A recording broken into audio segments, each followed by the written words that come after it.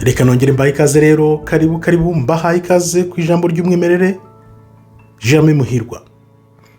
Shalom Bashem Elohim Eloheyi Avraham Yitzhak Yaakov Muhirwa by Yeshua HaMashiach. Maze anachnu cholohim lilochot hayom. Tugiye kureba iki? Tugiye kureba icyo Bibiliya ya Ethiopia itubwira mu kugaruka k'umwami wacu Kristo. Ese biteye bite? Mbanze mbasubize mu izina ry'Uwiteka Imana ishobora byose, Imana ya Abraham, Isaka na Yakobo na Muhirwa, Imana yanjye, Imana yawe, Imana yacu twese, ku umwami wacu Yeshua HaMashiach benshi bakunda kwita Kristo. Nkuko mbikubwiye, tugiye kureba icyo Bibiliya ya Ethiopia ivuga mu kugaruka k'umwami wacu Kristo. Ese ndambutse nkubwiye ko uko bakubwiye ko Kristo azagaruka atari ko bimeze, bituzuye uko Bibiliya yo muri Ethiopia ibivuga byuzuye, katuze tubirebe kuko ari ibintu bitajya bivugwa mu nsengero hamwe na hamwe.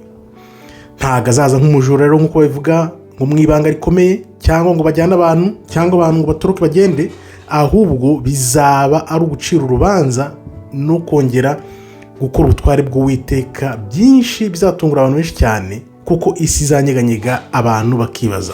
Kugaruka kwa Kristo rero, ingingo ya mbere ni uguca urubanza no kongera gusigasira isi, imiyoborere y'isi uko Imana yabishatse. Uko Bibiliya muri Ethiopia itubwira ko Kristo naza bizagaragara uyu munsi, bikazaba ari ibintu bizakorwa n'ingufu zikomeye cyane hano ku isi. Ntago ari ibintu bizagirwa ibanga cyangwa ikimenyetso. Azaza rero guca akarengane, za ruswa, no kugira ngo yongere asubize ubutware abari bawufite mbere, ari bo birabura nk'uko murabikubwira. Ibyo bintu rero bikabahamagarira abantu kugira ngo abantu bitegure, ahubwo atavuga ngo baririrwa batanga ibyicumi cyangwa se ngo bazatoroka naza ngo bajyanwe badapfuye. Ibyo byose ni ibintu babeshye. Icya kabiri rero, abamarayika bamwe baguye mu bihe bya kera, bose bazacirwa urubanza naza.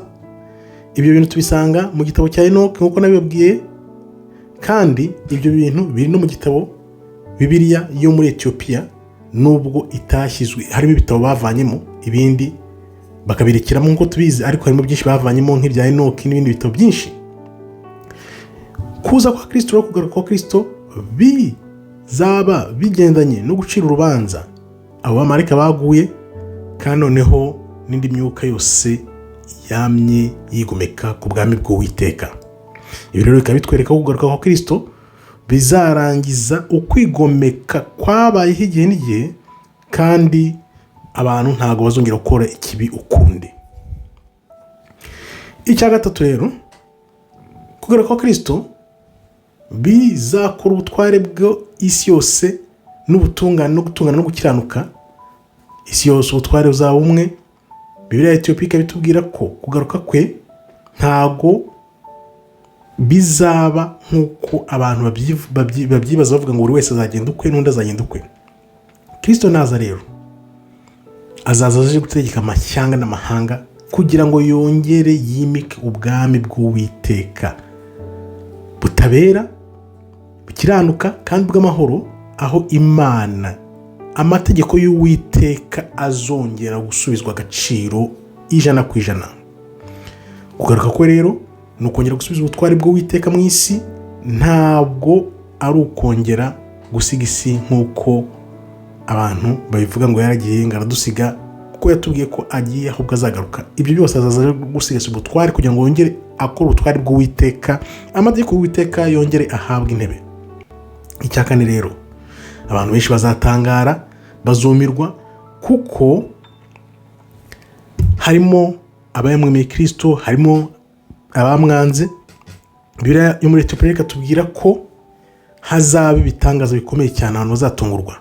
Benshi rero tubona nk'abantu bakiranutse cyane bazagaragazwa, abenshi bicisha bugufi, abizera, abemera, abantu bose basuzugurwa, abo bose bazakirwa hejuru.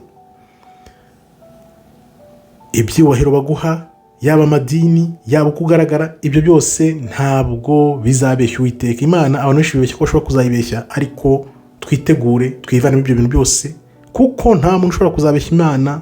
Kristo naza buri wese azagaragara. Icya gatanu rero,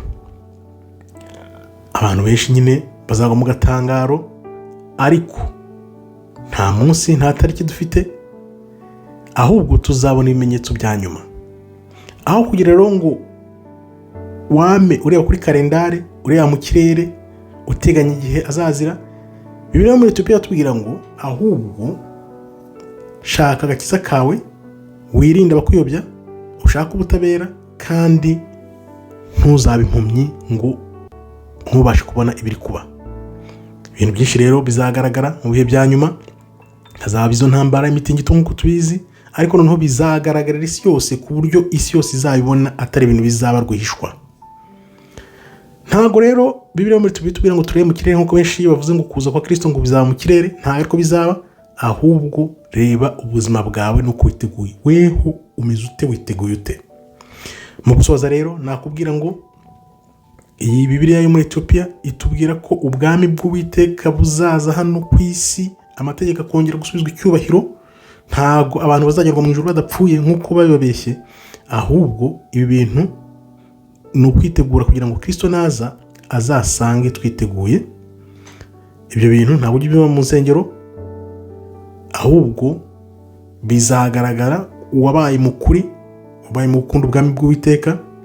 Ahubwo ikibazo ntabwo azaza ryari, ahubwo ikibazo niba uzaba witeguye, naramukaje agarutse azasange witeguye.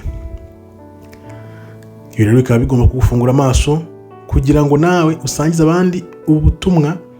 Noneho nawe washaka Bibiliya muri Etiyopiya uyisome, wumve ibitabo bagiye bavanamo, kugira ngo noneho ibyo utabwiwe cyangwa bagoretse, nk'uko tubizi bavanye ibitabo byinshi cyane, nawe ujye umenya ukuri, kuko ukuri kubohora imbohe. Urumva rero ko babitubwira abantu bazagerwa mu ijuru badapfuye, ibindi twahishwe byo bikatubwira ko ubwami bw'Uwiteka buzagaruka no ku isi, amategeko akongera agasubizwa icyubahiro, bakakubwira ngo amategeko ngo yagiye nka nyomberi. Urumva ko byose ari ibinyoma bakubwira, ahubwo twitegure turebe ubuzima bwacu ko tubayeho, kuko naza azasanga koko twarabayeho mu buzima buhesha agaciro n'icyubahiro izina ry'Uwiteka. Nkambashimiye rero, Imana ikomeze ibarinde. Shalom shalom, todaraba tov meyot.